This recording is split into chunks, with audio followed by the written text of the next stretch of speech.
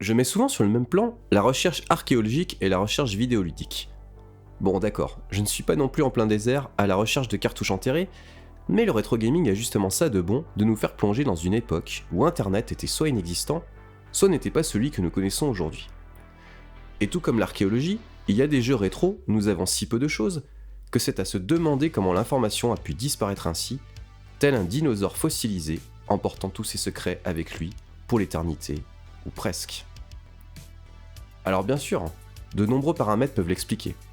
La localisation du jeu, la barrière de la langue, sa confidentialité, ses faibles ventes, ou encore le pouvoir, ou plutôt l'absence de pouvoir de communication de l'éditeur. J'ai parfois donc l'impression, tel Don Quichotte, de me battre contre des moulins à vent. Je cherche dans tellement de directions que mon cerveau est en ébullition. Mais ce travail de recherche et d'enquête est à coup sûr ce qui me plaît le plus.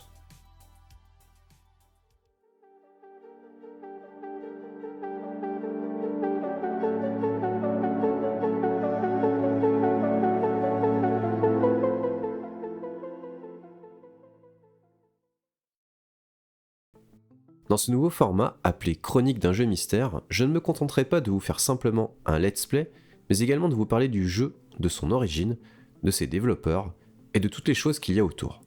S'il y a par exemple un personnage, une mascotte qui est dérivée d'une licence, de vous faire l'histoire de celle-ci. Donc il y aura une première partie qui sera vraiment ciblée sur le jeu en lui-même, avec des secrets de développement si j'en trouve, et je pousse vraiment les recherches le plus loin possible pour pouvoir vous apporter quelque chose et vous présenter le jeu sous un autre éclairage. Allez, je ne vous fais pas languir plus longtemps, découvrons ensemble le jeu. Non, une seconde. Juste avant, je voulais remercier énormément Stéphane du rétroblog de Turk182 pour son aide, car sans lui, je n'aurais pas pu acheter ce jeu à un vendeur pro espagnol. Oui, Turk182, ça vous parle, j'espère bien. Ou non? Quoi? Bah, file voir ces 2 interviews que j'ai faites avec lui. Mais d'abord, un petit message publicitaire. Si tu veux continuer cette vidéo, n'oublie pas de faire le 3615 bloc de geeks et également de t'abonner à la chaîne et de liker cette vidéo. Cela te coûtera la banale somme de 9,99 la seconde plus le temps de connexion. Non, je déconne. En fait, si jamais tu veux la continuer, mais t'as juste à cliquer sur play. En fait, tu peux, vu que ça se lit tout seul, t'as pas besoin de cliquer sur play. Mais voilà, c'était juste pour dire, si tu peux soutenir la chaîne, n'hésite pas à t'abonner et à liker cette vidéo. Et c'est toujours un énorme plaisir de travailler sur ces vidéos. Je ne compte pas les heures sur mes vidéos, car vraiment, je trouve que c'est passionnant et j'ai vraiment envie de partager tout cela avec vous. Allez, maintenant la suite. Il s'agit de Battlejoyce. C'est un shoot'em up vertical publié par la société IGS. Information Global Service. À ne pas confondre avec la société taïwanaise International Games System qui conçoit des jeux d'arcade et est toujours active aujourd'hui. En ce qui concerne les jeux publiés, on peut citer sur Game Boy Astro Rabby, World Beach Volley, Sinistron sur PC Engine, qui est un shoot'em up assez intéressant, Dana Megami Tenju, qui est un beat'em all qui a plutôt du cachet, enfin qui est assez particulier, Alien vs Predator sur Super NES, ainsi que The Rocketeer également sur Super NES. Mais alors, quid du développement? Eh bien, on a trouvé des points communs assez incroyables entre Put and Putter sur Game Gear, qui a été développé par Sims, et Battlejoyce sur Game Boy. Et attendez, ce n'est pas fini, puisqu'une version US avait été planifiée sous le nom de AAA. Et pour pouvoir l'illustrer plus facilement, j'ai utilisé le tile editor appelé yychr.net. Il permet de détailler tous les sprites d'un jeu et également de les modifier pour les customiser et en faire ses propres hacks. Là, comme vous pouvez voir, je suis sur le jeu Battlejoyce à gauche que je viens d'ouvrir. Et si je descends, je peux voir déjà le logo AAA. Donc ça veut dire que dans le ROM du jeu japonais, il y avait déjà le nom du jeu qui serait présenté à l'international. Et là, comme vous pouvez voir, il y a des chiffres entourés, correspondant sans doute à des bonus. Et en y jouant pourtant plusieurs fois, je ne les ai pas trouvés du tout. Il y a également des espèces d'explosions dans le décor. C'est pareil, ce sont des sprites que je n'ai pas réussi à découvrir. Je vais donc maintenant ouvrir le jeu Put and Putter pour vous faire la comparaison. Alors, je vais mettre les deux jeux au format Game Gear. Car si je le laisse en Game Boy, je ne verrai rien. Donc là, j'affiche les sprites pour les afficher tous les deux comme si c'était des jeux Game Gear. Et comme vous pouvez voir, chose incroyable, si je descends voilà, dans le jeu Put and Putter, j'ai quasiment les mêmes sprites à gauche et à droite. Alors bien sûr, il y aura des variantes. Là par exemple, comme vous voyez cette espèce de flèche vers le bas, sur le jeu Game Boy, ce n'est pas du tout la même chose. Et si je descends, je retrouve encore des similitudes. Donc vous voyez, là, j'ai du texte qui apparaît donc à la fois dans le jeu Put and Putter et dans le jeu Battlejuice. Donc l'explication la plus plausible, d'après le copain Eric qui est programmeur, en fait ça serait que les puces auraient été réutilisées sur un autre jeu pour faire des économies car tout simplement les puces n'étaient pas réinscriptibles à l'époque. Et voilà pourquoi on aurait trouvé ces mêmes sprites pour des jeux qui n'ont strictement rien à voir l'un avec l'autre. Ce n'est évidemment pas le seul jeu abritant dans son ROM des informations graphiques propres à d'autres jeux. On pourrait en effet faire référence au jeu Super NES Battle Blaze, un jeu de combat vraiment pas extraordinaire, développé par la société Sammy, et notamment son prototype dans lequel on a trouvé des graphiques de F-Zero et carrément le titre F-Zero et des vaisseaux, et autres informations relatives à ce jeu de course futuriste. Ce sont des informations que j'ai eues avec CRV du site GDRI, Game Research Developer Institute, que je remercie énormément. GDRI, c'est un site de référencement des crédits de nos chers jeux vidéo avec des recherches sur les sociétés et les développeurs ayant travaillé pour ces jeux, quand malheureusement il n'y a pas d'indication sur ces derniers. Ils font des recoupements d'informations, étudient le code dans les ROM, bref, c'est vraiment un très grand travail ce qu'ils font et il faut le saluer. Si vous vous souvenez de ma vidéo sur le contenu caché dans Mega Man 4 sur Game Boy, où on avait trouvé en fait une image de Street Fighter 2, enfin en tout cas un projet de jeu Street Fighter 2, parce que l'image que je vous avais montrée n'avait rien à voir avec le jeu final Street Fighter 2 qui sortira sur Game Boy en 1995. Donc finalement on en trouve, hein, des exemples, ce sera pas le premier ni le dernier. Encore une fois, grâce à l'aide de CRV, j'ai pu avoir la confirmation que le Yamane des crédits du jeu était bien Tuomo Yamane. Dans un retweet de GDRI, on peut voir qu'il a dédicacé le jeu Battlejuice à une personne qui achetait une illustration qui était contenue sur une cartouche Game Boy. On peut aussi voir cette illustration et une photo de Monsieur Yamane tenant la cartouche Game Boy la contenant. Alors qui est Tuomo Yamane ? C'est un designer, graphiste et illustrateur, mais également scénariste de nombreux jeux de la série des Is, notamment Is livre 1 et 2, mais également on peut citer les Xanadu et Sorcerian. Il a travaillé pendant de longues années à la société Neon Falcom, puis il est passé chez Hudson Soft. Et donc là, dans le cadre de son travail sur un jeu, un énorme jeu qui s'appelle Tengai Makyo 2 Manjimaru, qui était sur un jeu sur PC Engine avec un staff incroyable. Le compositeur notamment c'est Joe Hisaishi en partie, hein. C'est vraiment un jeu qui a coûté énormément d'argent et puis qui était très ambitieux pour l'époque, et en fait comme il y avait un gros staff, il aurait pu se libérer du temps pour travailler sur un autre jeu, et ben ce jeu c'est tombé sur Battlejuice. Il a ensuite répondu à une personne qui était très heureuse d'avoir son jeu dédicacé que le menu du score, quand on appuie sur Start avec la charmante demoiselle qui tient la pancarte, avait été dessiné non pas à l'aide d'un scanner, mais avec un logiciel d'Hudson Soft appelé DF Character Editor, qui fonctionne sur PC 9801. Et je vous invite fortement à lire cet article ultra complet en français en provenance de VG Denzensu sur la création de graphismes en 2D dans l'industrie japonaise. On y apprend plein de choses justement sur les différentes techniques employées comme le scanner, et on peut y voir des dessins et des éditeurs de dessins utilisés notamment par Tuomo Yamane.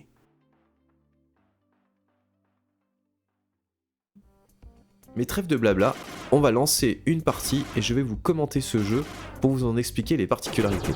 Alors, à tout de suite les amis.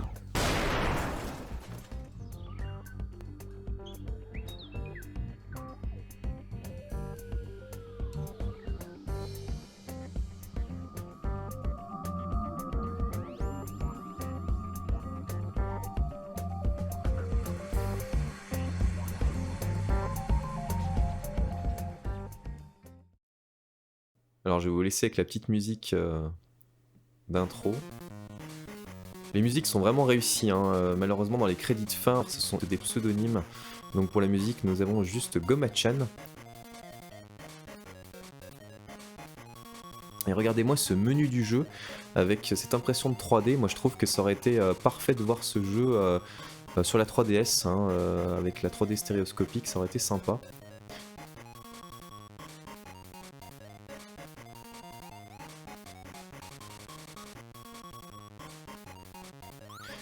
Et comme vous pouvez voir, donc en appuyant sur la touche Select, donc dès le début du jeu, vous pouvez, dès le menu du jeu, vous pouvez en fait sélectionner le vaisseau que vous souhaitez. Donc ils ont chacun des caractéristiques, il y a 3 types de vaisseaux.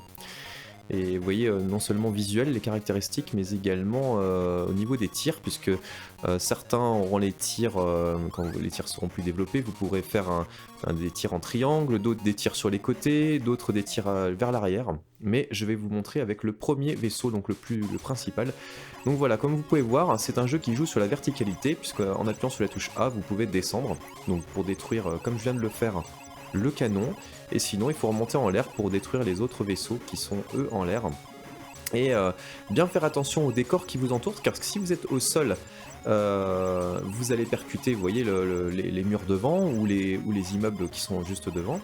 Et donc il faudra vraiment faire attention à la façon dont vous atterrissez, et au moment et au bon timing pour le faire, parce que sinon vous allez vous faire déborder. Et votre barre de vie, donc qui est à droite, va vite descendre, hein. Si vous percutez un immeuble, là vous allez exploser directement. Mais c'est pas mal d'avoir mis une barre de vie pour un vaisseau, ça change un peu des one-shots qui vous détruisent le vaisseau. Mais c'est vrai qu'il faut jauger vraiment, et vous voyez, donc là il y a une accélération qui se fait d'un coup. Et donc il faut pas se faire avoir, hein, parce que ça peut aller très très vite. Donc là on a le premier middle boss. Ils ont chacun... Les middle boss sont plutôt variés et intéressants, ils ont des patterns un peu différents. Les tirs, vous avez vu, il y a beaucoup de tirs à l'écran. Et après donc la vitesse se ralentit et le niveau continue. Les niveaux sont globalement, on va dire... assez répétitif, et en fait il y a plusieurs phases d'accélération comme ça, mais c'est surtout au niveau du boss du milieu de tableau qui a ce type d'accélération. Et après le niveau se répète en fait, tant que vous n'avez pas tué le boss, voilà, vous allez très très vite, et puis après quand vous avez tué le petit boss, le jeu se ralentit jusqu'au boss de fin de niveau.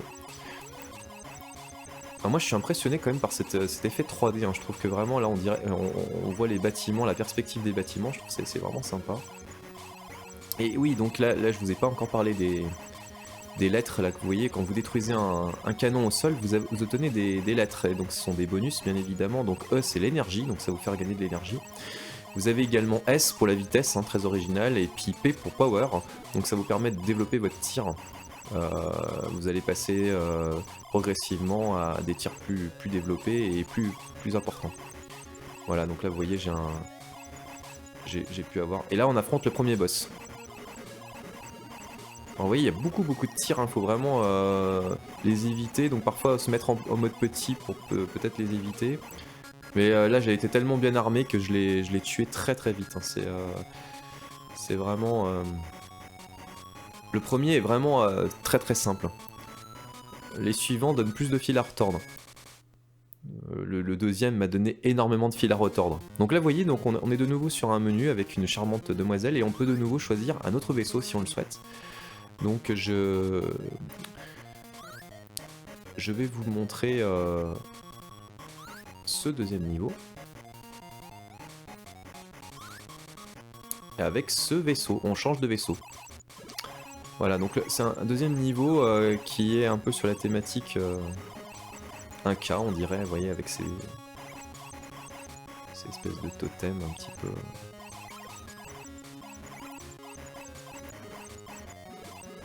Et le deuxième niveau, donc là, oui, je tire sur les côtés, donc finalement, pour le deuxième niveau, le choix de ce vaisseau-là est plutôt adapté. Mais le deuxième niveau est particulièrement dur, on saute au niveau difficulté, on saute vraiment d'un coup... Alors vous avez aussi des bonus points d'interrogation, comme vous pouvez voir, donc c'est soit de l'énergie, ça peut être du power, ça peut être tout en fait. Mais c'est souvent de l'énergie, moi j'ai remarqué. Ah, il y a également une chose à noter, c'est que ça c'est quelque chose que je trouve un peu regrettable. C'est qu'en fait le tir automatique, si vous laissez appuyer, le tir est très très lent. Donc c'est à dire que si vous voulez détruire les ennemis à l'écran, bah vous allez pas en détruire beaucoup. Et en fait, j'ai comme seul moyen d'avancer dans le jeu et de le finir, bah, j'ai trouvé comme seule et unique possibilité de spammer le bouton de tir. Sinon, en fait, je n'y serais pas arrivé. Et vous voyez, quand il y a beaucoup de tirs, c'est hyper compliqué de se frayer un chemin sans se faire toucher. Donc la barre de vie a tendance à diminuer, donc il faut vraiment... et quand ça s'accélère, il faut vraiment penser à prendre les bonus là, pour l'énergie, comme là je viens de faire. Voilà, donc là on a le deuxième middle boss. Il tourne un peu en rond autour de vous. Mais certains vont plus vite que d'autres et il faut parfois se méfier parce qu'ils peuvent vite fondre sur vous et donc vous détruire.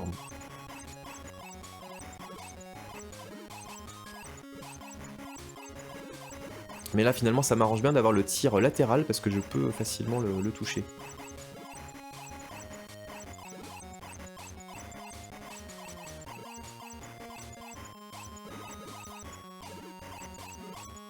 Voilà, j'ai détruit. Ça se ralentit. On prend du power.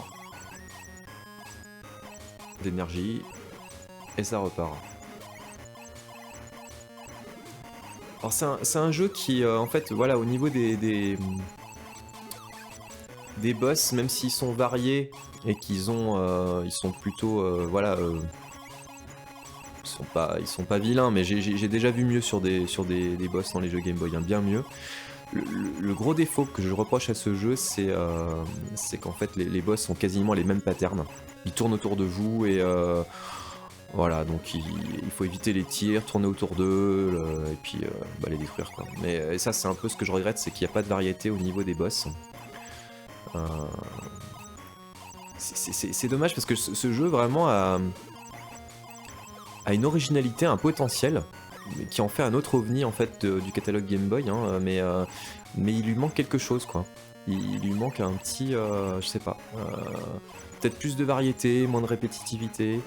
Même si les décors des niveaux sont différents, je trouve que voilà le gameplay est très similaire.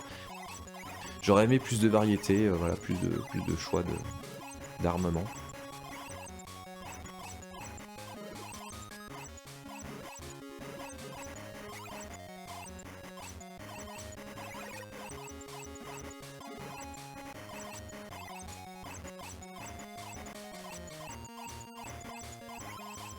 Et en fait, certains niveaux sont plus longs que d'autres. Je trouve que le 2 est assez long. Je crois que le 4 aussi est un peu long.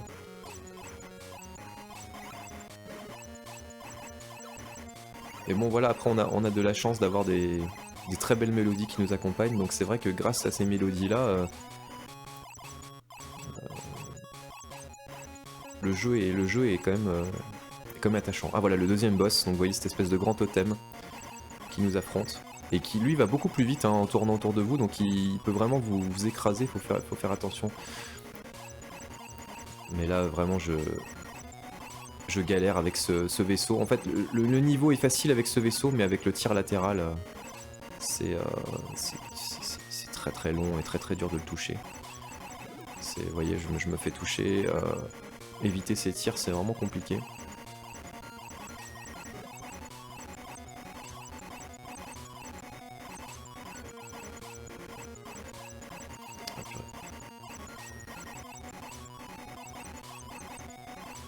Là je pense que c'est mal engagé.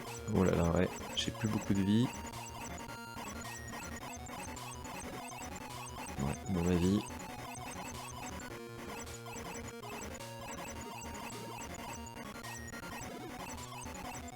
À mon avis ça va pas le faire. Et voilà.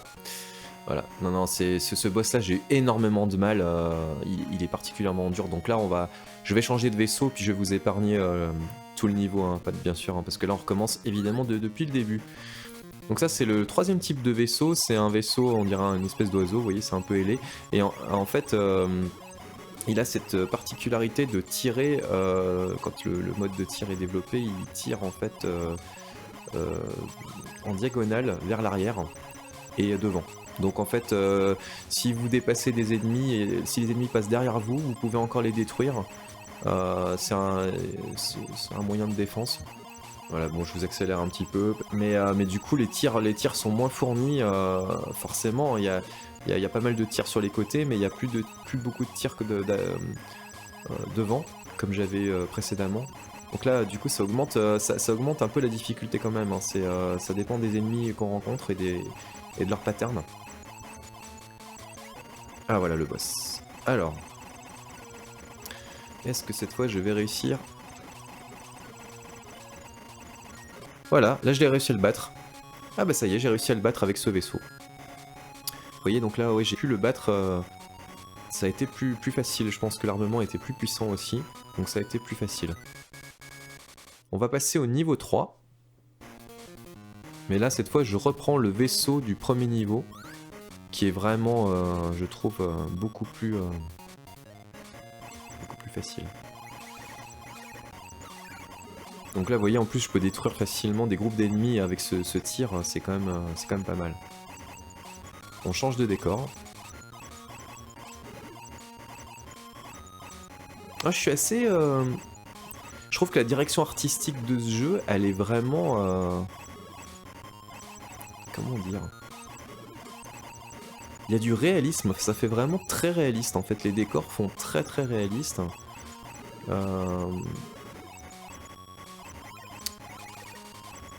C'est vraiment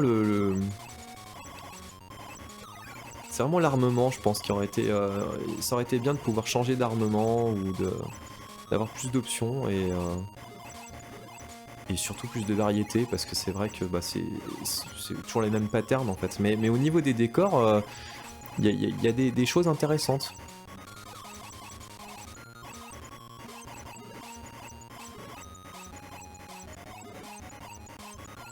Là, ça s'accélère, donc ça veut dire middle boss.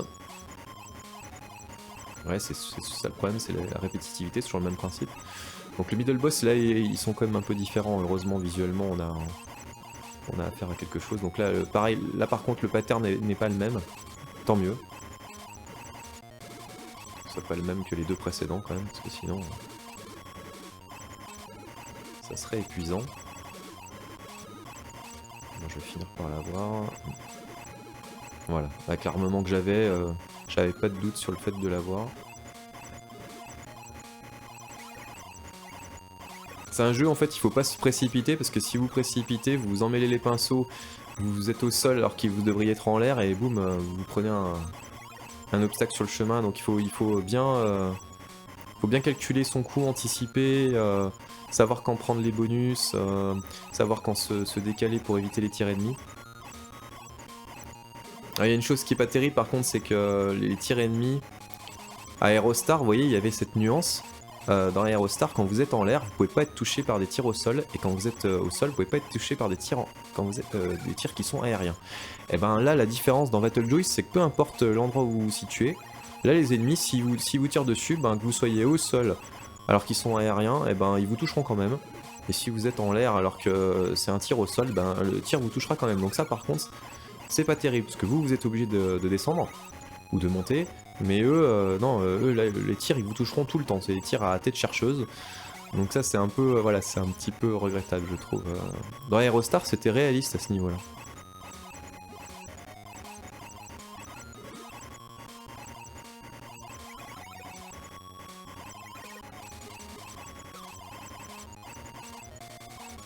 Ça s'accélère. Là, je pense que on va arriver au boss de fin. Oui. Là, on va droit vers le boss de fin. C'est parti. Alors, à quoi ça ressemble?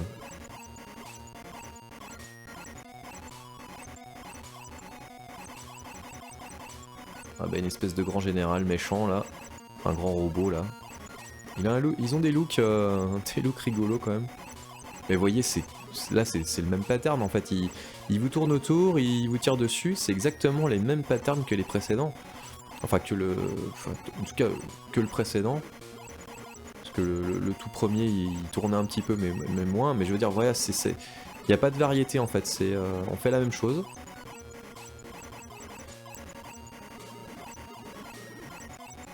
Mais malgré ça, voilà, j'arrive pas à condamner totalement ce jeu, quoi. Pour moi, c'est c'est un ovni qui mérite d'être fait parce qu'il y a des belles musiques, parce qu'il y a une originalité de gameplay. Et voilà, bon, les défauts que je vous cite, c'est vrai que ça empêche d'en faire un très bon jeu, mais ça reste un jeu correct, un jeu intéressant, et pour ça je voulais vous le faire découvrir. On va arriver au niveau 4. Alors niveau 4, je vais rester avec le même vaisseau, hein, parce que franchement il est vraiment bien. Le niveau 4 ça se corse, parce que les ennemis vont énormément vite. Vous avez vous voyez des espèces d'ennemis qui vous foncent dessus comme ça. Et évidemment toujours plein de tirs et beaucoup moins d'espace pour atterrir. Donc il faut faire très attention. Là, là les ennemis d'un coup se divisent en plusieurs. Il faut vraiment se dépêcher de prendre de l'énergie. On peut vite perdre. Vous voyez comme ça va vite là. Et puis il y a toujours plein de tirs diffus comme ça qui sont compliqués à éviter.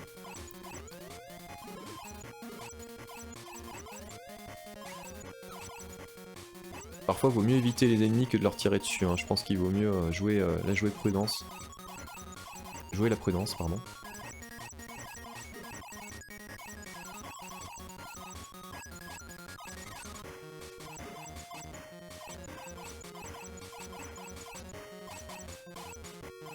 Voilà, c'est là où le tir latéral aurait été intéressant, mais bon, comme on peut pas changer de vaisseau, comme on le sait pas forcément avant d'avoir lancé le niveau, là j'aurais pu prendre le tir latéral, donc le vaisseau avec le tir latéral, mais je trouve que pour la globalité, ce vaisseau-là est vraiment plus, je sais pas, plus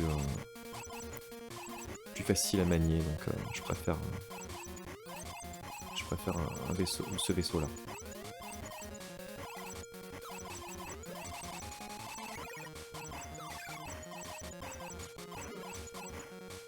Voilà, un peu d'énergie, ça va pas faire de mal parce que ça peut baisser très vite en peu de temps.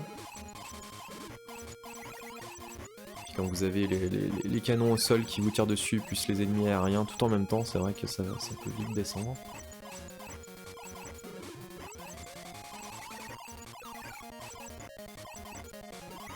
Alors la vitesse c'est important, mais c'est paradoxalement, quand votre vaisseau va trop vite, c'est là où vous pouvez faire des erreurs et vous prendre un mur ou le boss de milieu de tableau, voilà, le 4ème.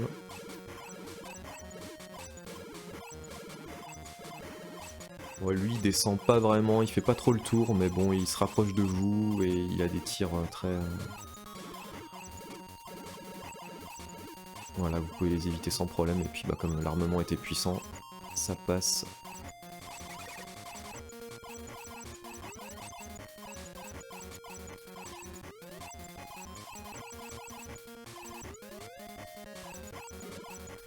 C'est un peu confus parfois, donc du coup voilà, j'ai l'énergie qui est très basse. Pour éviter tout ça, c'est très compliqué. On va essayer de pas perdre, mais bon, c'est pas gagné.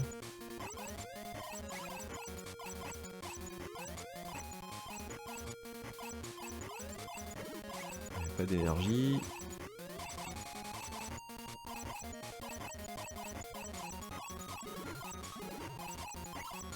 C'est du power, mais c'est pas d'énergie. Ouais.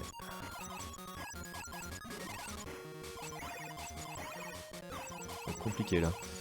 Ça va être compliqué, je pense. Oh là là, bah voilà. Malheureusement, vous voyez, donc je dois arrêter. Et bah écoutez, je pense qu'on va s'arrêter là. C'était pour vous montrer un petit aperçu du jeu.